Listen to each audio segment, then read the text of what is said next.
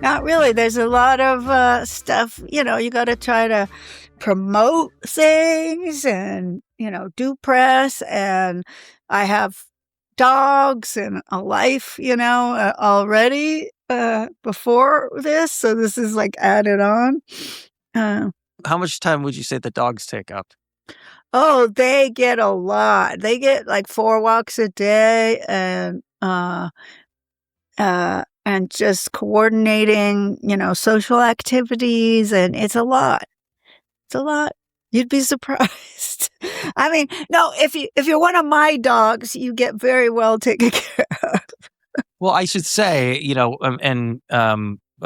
actually use the video from the conversation; it's just the audio. I understand. I see a stuffed dog with sunglasses. Yeah, that's my dog who died, who lived to 18. He used to have to wear actual stuffed dog? No. He used to wear those goggles because he would flinch in bright sunlight. So he was known all around the neighborhood as this goggle dog because he would wear them out and about. Doggles, exactly. That's what they're called. Not actually him. No, of course. No. Okay. I'm not that weird. I'm weird, but and I'm very focused on death, but not in that way. I wouldn't judge you. Everybody, everybody mourns. Everybody copes. I have some ashes from one of my dogs in my necklace, and then I have Jim's name and Hank's name. 3 tributes to my dogs that are no longer with us. But no, that's as far as I've gone. I have their ashes. Okay, so your dog, so they are back there. Hank's ashes are right there. Yeah, it's all there. This is the shrine. The shrine continues over that way too. There's some more ashes up there, and there's Humberto. He was my first guy. He's in his ashes. Yeah, it's dogs are big in my household.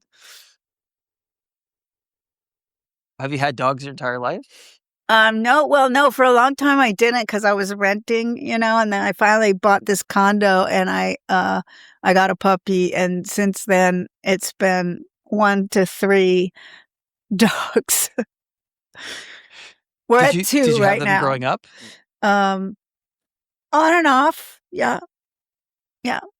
But it's really my thing more than my family's thing, I would say. My brother's a cat person. Just having an animal in general is tough. I have rabbits. I'm a rabbit person, which is that's a whole nother thing. Yeah. But I travel a bit for work, and they're not as needy, attention intensive, as needy as dogs.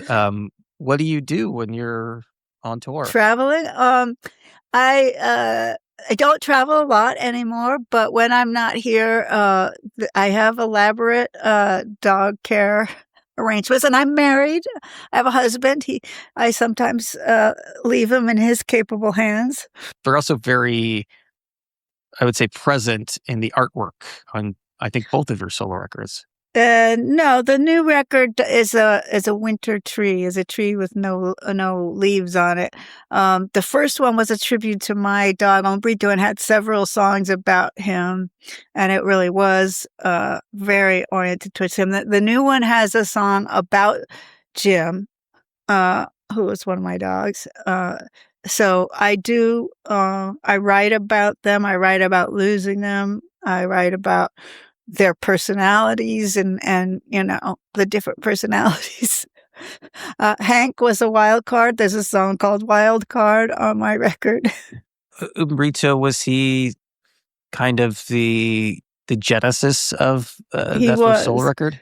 Yeah, he was absolutely. It crossed over 13 years, and it started with a very early song about him, and it went all the way through his death and the aftermath of his death. Yeah. And writing about his loss. Yeah. Would you say it was a way of kind of coping, of processing? Well, this is how I process my life in general.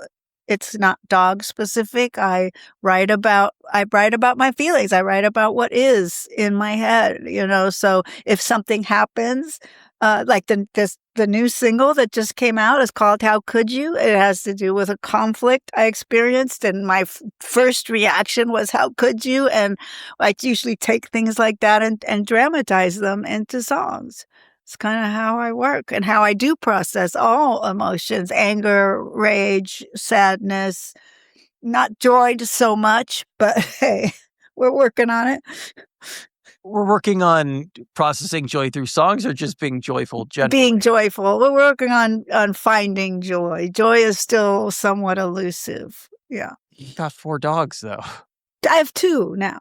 2 dogs, okay. I never had more than 3 at once. Okay. And they make me laugh. They do. But my general mood tends to be, I tend to live in a little bit of a dark space.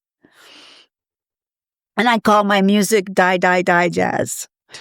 You allude to that before, that, Yeah. you know, that you do, that the death is, I guess, maybe ever present. What are you doing, or what can you do to connect a bit more to joy? I'm in therapy. Yeah, I'm trying. So,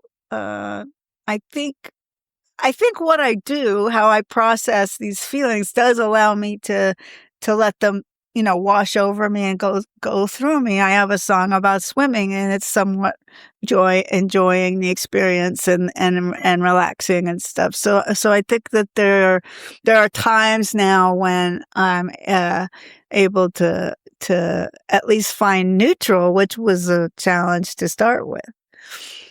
Part of the reason why I asked if the dog was kind of the impetus behind that record is because, you know, it's a whole set of songs, and it is your first solo record. So, you know, while you have used songs to process things your entire life, you know, it took something special to make you finally take that leap. Well, and just to add insult to injury, my new record is called Enigma, and the song Enigma is about losing a good friend of mine. So it does, those are intense feelings that shape our lives, right? And they do, and I chose to celebrate slash immortalize these things that mattered a great deal to me, this person that mattered a great deal to me. Yeah, so that is, I mean, that strikes me as a way to connect more with joy, to focus on the celebration rather than the mourning process in the music. Okay, fair enough. I don't know, like, dramatizing emotion has been what works for me, and emotion tends to run to the dark. I Fake it till you make it? I do have songs that are more about things that are confusing. I have that kind of content. I have my first cover song, a Black Flag cover song called Drinking and Driving on the new record. So I'm exploring a lot of stuff. I'm mixing it up. What's an example of a song that's about something that's confusing? Oh, Peas. It's called Peas. And the thought is really around, I don't want peas for breakfast. And that's how it started. And then it became an analogy for people who you don't quite click with. And I sort of celebrated and really dug into just, you're not my cup of tea kind of thinking, like in a humorous, tongue-in-cheek kind of way. So it's a very tongue-in-cheek assessment of my inability to connect with a lot of people. I have the same thing, that generally speaking, I'm very socially awkward. Yeah. I have this weird thing where, like, I can do this just fine. One-on-one. Yes, I can do punk rock. Kira is like a personality. Like I can do her, but that's kind of a personality. It's not really necessarily the other gal. Yeah, I mean, especially in the early days, I mean, you had to be, right? Just to sort of be, just to occupy that space, you had to be a Yeah, presence. you have to be, to be,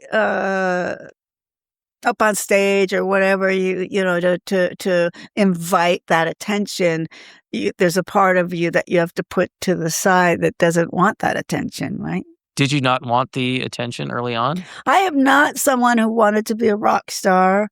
I'm not someone who did music for the acclaim or the glory. I do music for me, and I love that sometimes people are interested in it, but it wouldn't change anything in my life. I would just keep making songs. I do just keep making songs. So it's sort of a long thing that just goes through my life, that once in a while somebody says, "Hey, you should put some stuff out," and I listen to them. This was another one who I had a friend who could coax me into it. The first one was my brother coaxed me into it. You're surrounded and have surrounded yourself with people who make music, so Well, I love it's to always make going to kind of music. be Yeah, around. I love to make music. I don't do it for the purpose of pleasing other people. Have there been long stretches where you were just making it for yourself? Well, sure, when I'm in somebody else's band. Okay. Yeah. Well, I mean, get it. Yeah. when I was in Fair Black enough. Flag, I was not Yeah. expressing my feelings about the world. I was in a physical, training for the Olympics kind of situation. So even at that point in your life, you were already writing Oh songs. yeah, I had my own songs, and actually, two eventually turned into Black Flag songs on later records. Yeah. But yeah, I had songs, and I started really my songwriting really got going when I was making story tapes for my nephews. I would record myself doing bedtime stories and then do two bass lines under it because I thought bass was really soothing. And I had a nephew who I would babysit, and he would be lying there. I'd put him to bed, and he'd be lying there awake, and I thought it'd be nice to him to have something to listen to when he was really young. So it started with that, and then that kind of just kept evolving into this desire to create content, if you will, just for myself. And then I had a virtual band for a long time that we just with this guitar player who was in Cleveland, and my brother who we weren't ever together. We just sent files around and had a virtual band long before that was really something everybody else was doing.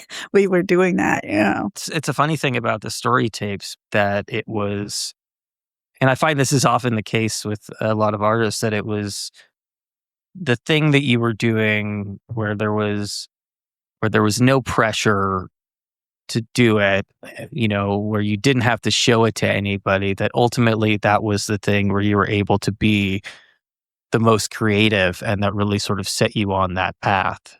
Yeah, it truly was, and that at that point, something I was doing for them, but I did realize at a certain point that they weren't really into it anymore, and I hit like Edgar Allan Poe, and they were teenagers, and I don't think they were really cared about the story tapes anymore. But I had kept making them more and more grown up for them, and when I hit that was my last one. And I realized that I'd really done it more for myself.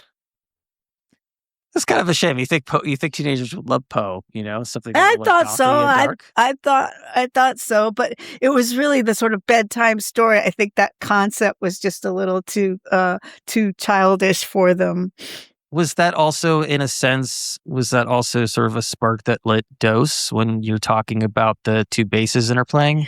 The initial songs we did were from the tapes. Yes, we would jam in these very early days when he had lost Steve Boone, and I was afraid he wouldn't play anymore. We just Yeah. be in his room playing, and we would jam. And then I brought some of the story tape weaving bass lines, and they became the first songs we did. Yeah, and the first record has like 4 3 or 4 of those.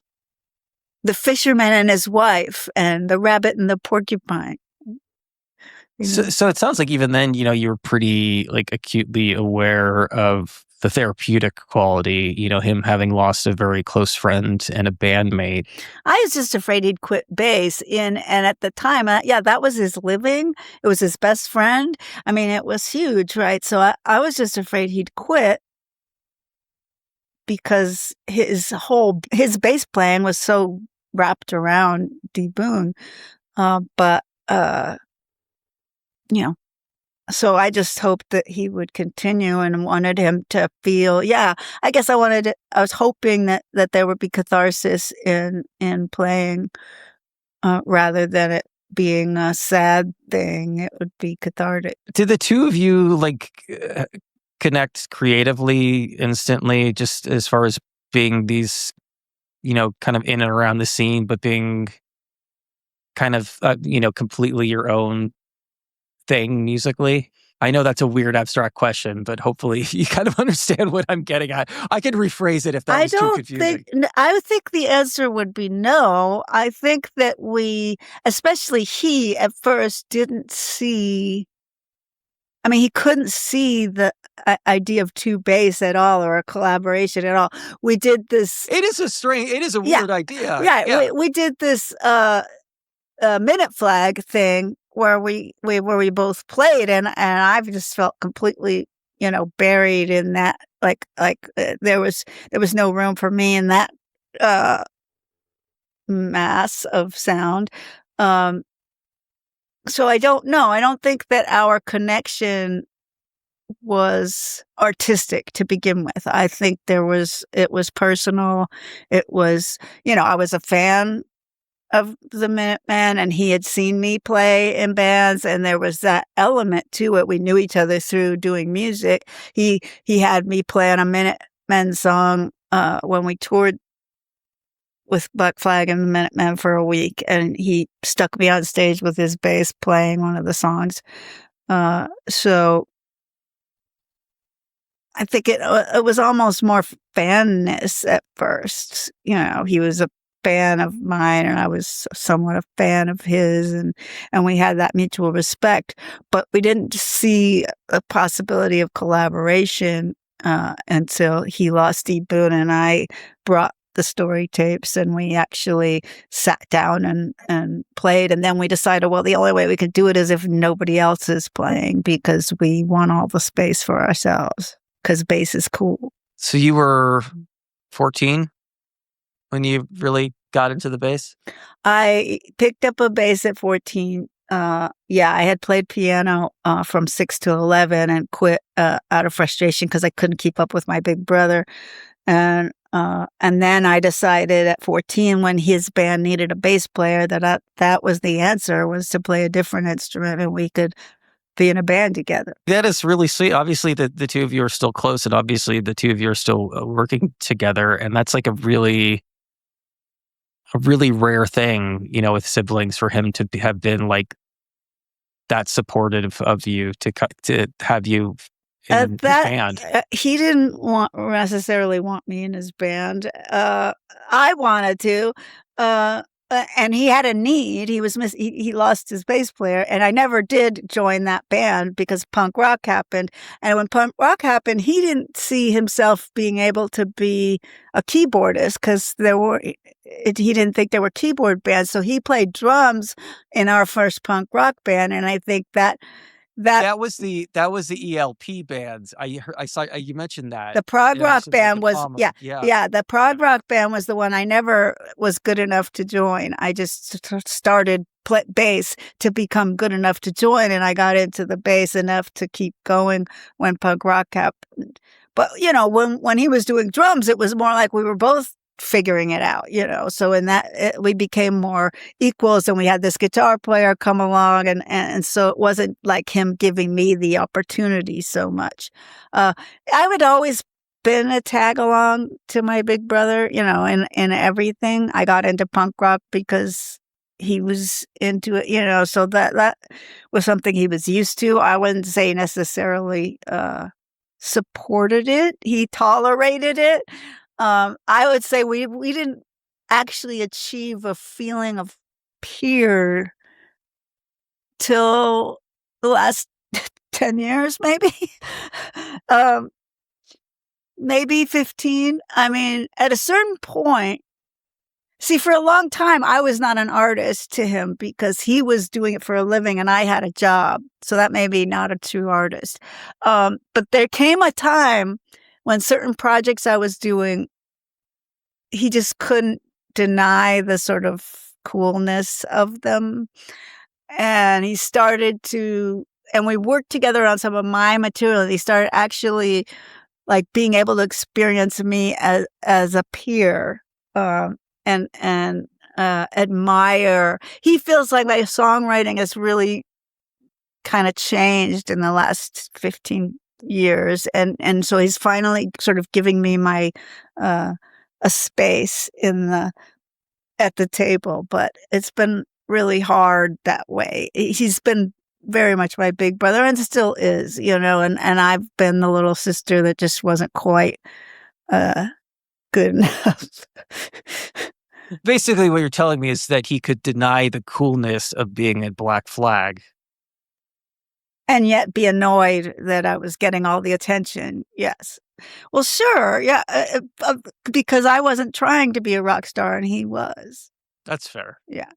And, I fell in, my life has been a series of just falling into things. And he's, fought tooth and nail for what he's doing, Yeah, people hate to hear that. Yeah. Yeah, yeah. Oops, I got in Black Flag. I was just going to college. I was just going to school.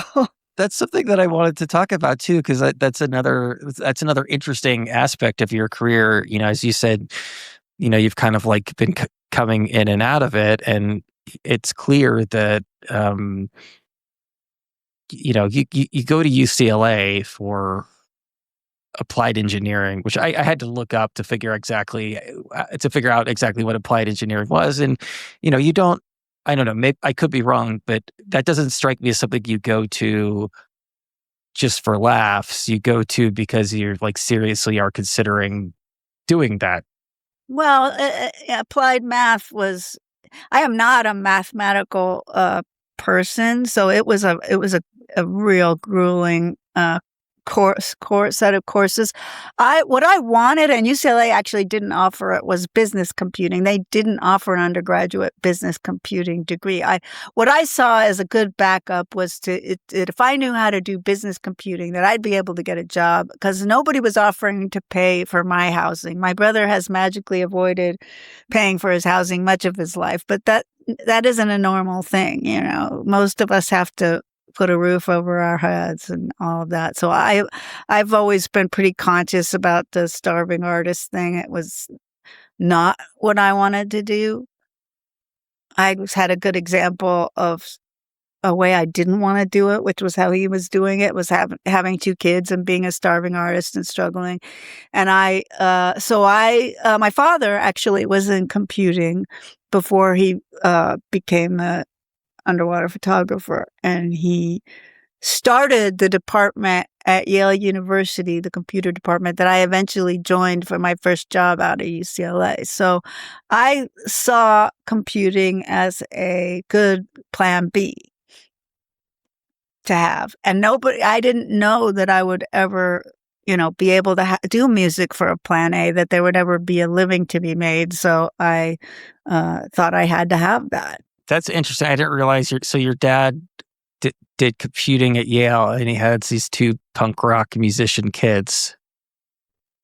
Yeah, he's the farthest from anything like that. He's an ultra conservative. I could say more. I'll just stop there. He's a really extreme man in a way that wouldn't make you think that his 2 kids would be anarchist punk rockers. Yeah. Is he still with us? He is 92 and still with us. My mom is 90 and still with us. It's separate households. Yes. Amazing. Respectively, what, if at all, were their relationships to the music that you've made over the years? Nothing? Absolutely non-interest. Yeah. Even the newer stuff, now that you've kind My of slowed father down a bit. listens exclusively to classical music, and my mother lives on a dirt road and kind of doesn't listen to any music that I know of. No, it just never there just wasn't ever a lot of interest. It's too bad because, I think we've done some cool stuff, but it just wasn't ever that much interest. So you kinda get used to it after a while. Was that degree something? I mean, I guess how far did you take that I have a study? Bachelor of The Science. bachelor. Yeah. Okay. Mhm. And were you able to leverage that? Were you able to get a job out of you didn't? Well, I worked in computers, but my father got me hired at Yale, and then as I wanted to get into business computing, which is what I eventually learned to do was more business computing, building systems that supported some different businesses. The applied math, extreme, engineering side of it wasn't really what I wanted to do. It was just the closest degree I could find and when you tried to get a job with that degree in that direction, they wanted experience, right? So it was really hard. That's why I had to move to Connecticut for a year because I was in LA. I had to move to Connecticut for a year to develop some experience and learn some programming languages that I could then come back with to get a job here and say, I have experience in this and I've been working at Yale. And then I was able to leverage that to get my next job.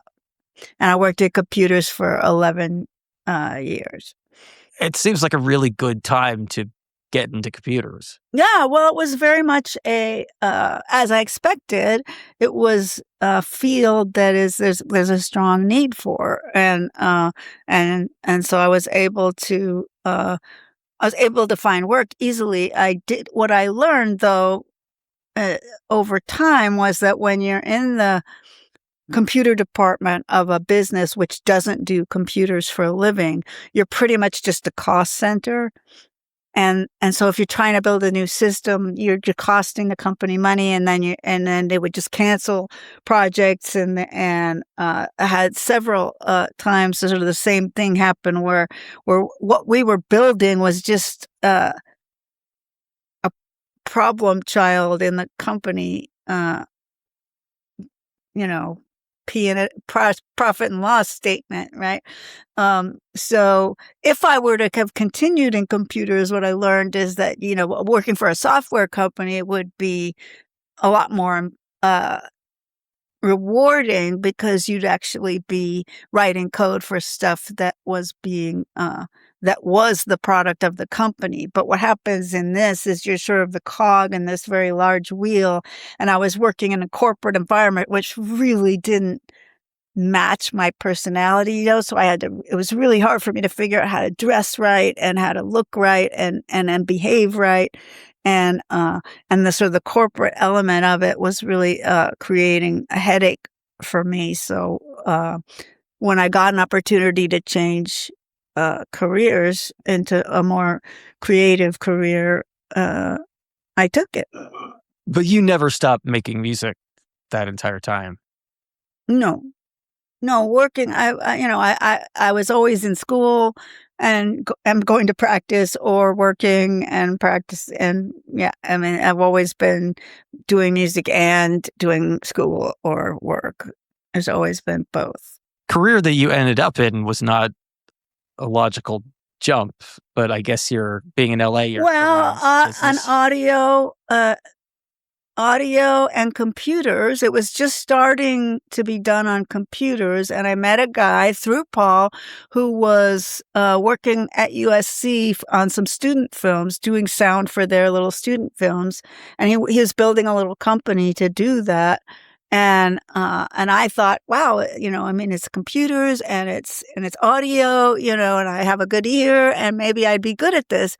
And so I twisted his arm to hire me and answer his phones and take a huge pay cut and, basically just be a runner for him while I tried to learn the business that he was trying to do, and could be a helping pair of hands. And then I figured out that the boys didn't like to work on dialogue. They like to do explosions and and cars and stuff. And so the dialogue happened to be an area where I could specialize in and add to the company. So that's what I did. It's a really interesting aspect, and I think probably one that people sort of take for granted. And maybe I suspect that you probably have to explain your job.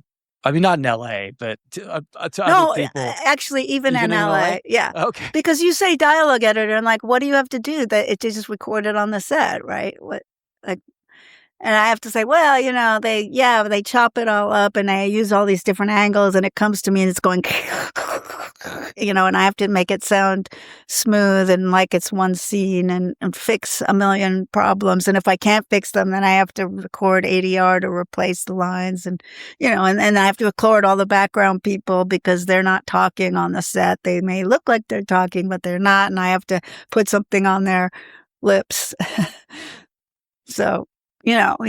Usually have to explain it to most people, unless they're actually in production or post-production or something. ADR has always been fascinating to me. So effectively, if the original recording on the set is, if there's too much background noise or for whatever reason the mic doesn't pick it up, then they basically go into a studio and you have to re-record the sound, right? Yes. Yes, and what they do is kind of like a musical thing. They have beeps. They go 1, 2, 3, and then on 4 you start the line. And if you kind of try to perform it like you did before, you'll be kind of in sync. And then I'll make it more in sync through editorial tools. It's probably that it's a skill, like for on their end too. Absolutely. And some are very good. Some are very good at it, and some are not very good at it. Some of them can't really get back to where they were on the day, and it's really hard. There's a lot of resistance to it. But a lot of times ADR is other things. It's adding a line on the back of their head that they never said at the time, or changing what was said, So they come to understand more as part of the storytelling. ADR is part of the storytelling and not just fixing the problem lines. Hopefully, maybe there's a few problem lines, but more of it is a creative choice kind of ADR, which they want to do. Or it's an accent thing where it's a little hard to understand, and could we, try to get it a little easier to understand, So it's not always a problem on the set that causes an ADR line to be recorded. I can do a lot to salvage a recording. It has to be pretty unusable. Mad Max Fury Road, 80% of it was unusable because of the trucks and the stunt people having to talk and the radios and everything. So that had to be. But the director of that movie is also done animation, so he's very pro ADR. And what he would do is make these actors say each line like 70 times, some of them. And then we would go through line by line and pick and pick and pick and then sync them. And he would build the performance like he does in animation. George Miller has done a lot of Mad Maxes, so he's, was he going? Was your sense that he was going into it with the expectation that most of it was going to have to be re-recorded?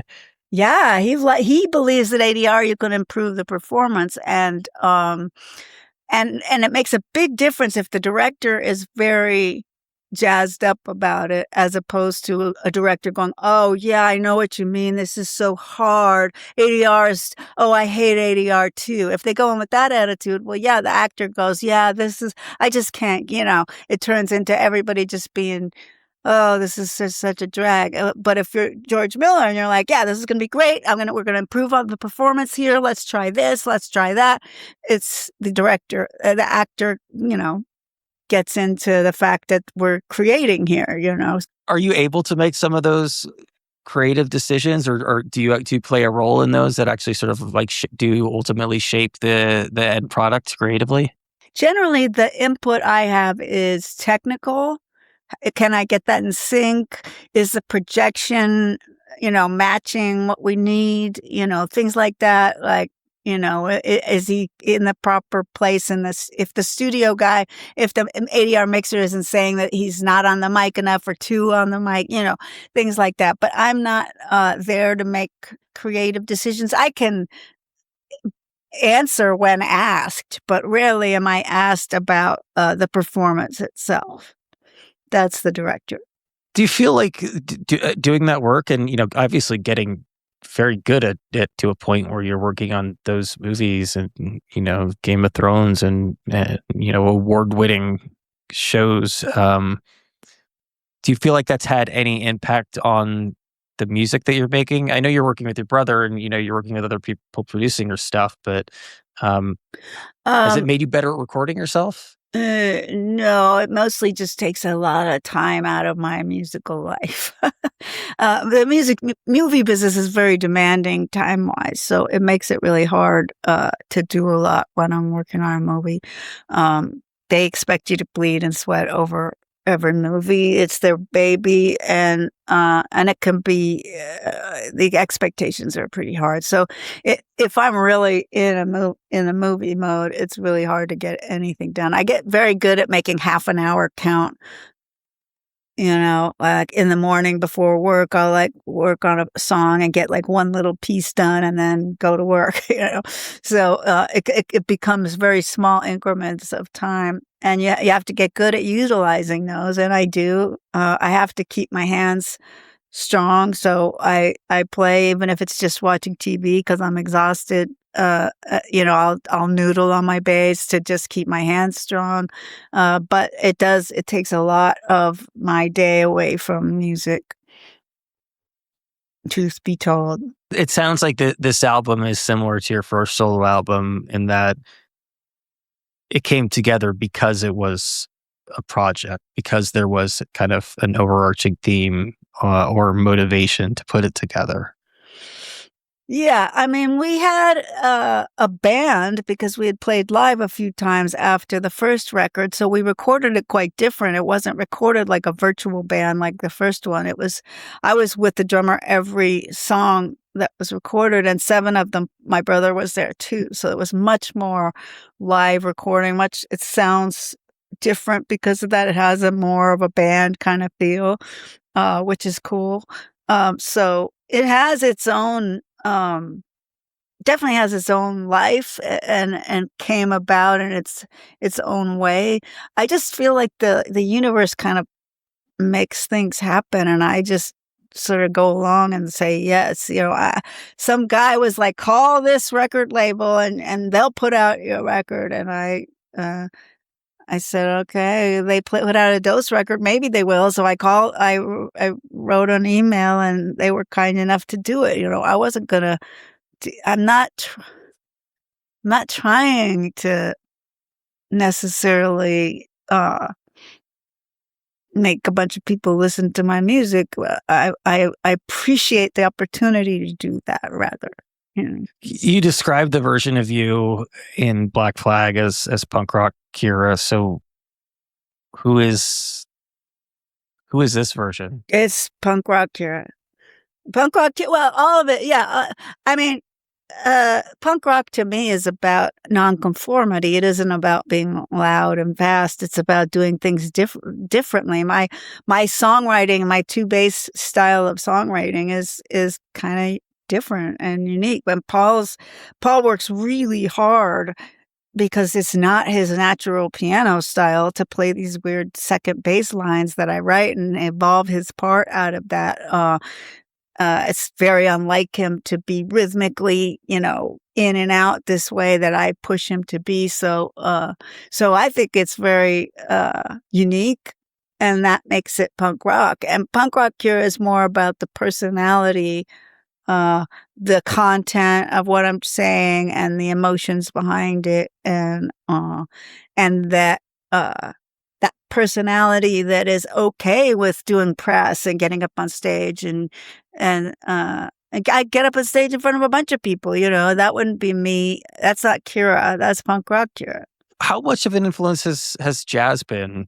I see your stuff described as jazzy a lot, and you had mentioned jazz earlier. Is that a conscious influence on your work? I had a jazz teacher in my early bass life, but no, I think that what makes it jazzy is the interplay between the two basses, the leaving holes and the counterpoint and the in and out. It has a tendency to make things feel a little jazzy. Rock and roll is a little more all of us on top of each other and grooving on the same thing, whereas this is more give and take and in and out rhythmically and kind of creating interplay, and that makes it groove a little less at times and be more jazzy, for lack of a better word.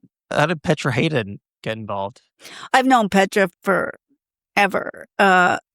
Since way back, since punk rock days, and she is, I just think she's amazing. She did some amazing work on the first record, and this time it was just shocking to me. I sent her this one song. I said, well, I could just use some ahs, and she sent me 17 tracks of these gorgeous ahs all over the song. I just said at the end here, I could use some ahs.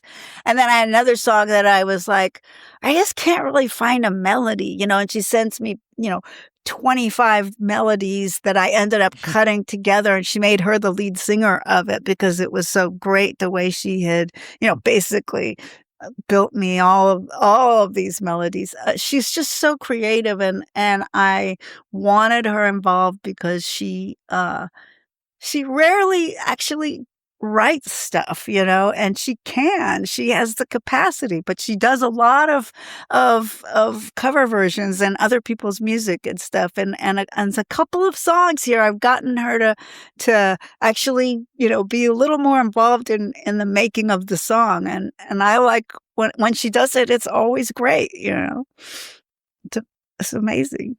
I've noticed maybe kind of a similarity, a parallel with when you were describing the stories that you're recording, as far and this work, as far as not going into it with any specific expectations. You called up the record label. You didn't necessarily expect anything. You're calling these musicians, sending them stuff, and maybe you are somebody who does your best work when you don't go into it with any sort of specific expectations with who's going to listen to it. I think that's true. I think I'm someone who gets really caught up in the outcome. If I get too caught up in the outcome, then I will not enjoy the process. So I try to stay more in the process because the outcome is something I can't control. No matter how much I want to, I can't really control it. So I try a little bit more to notice if I'm really fighting against the universe, and then to stop, or to, if something opens up, to sort of lean into it. It's worked for me so far. Why?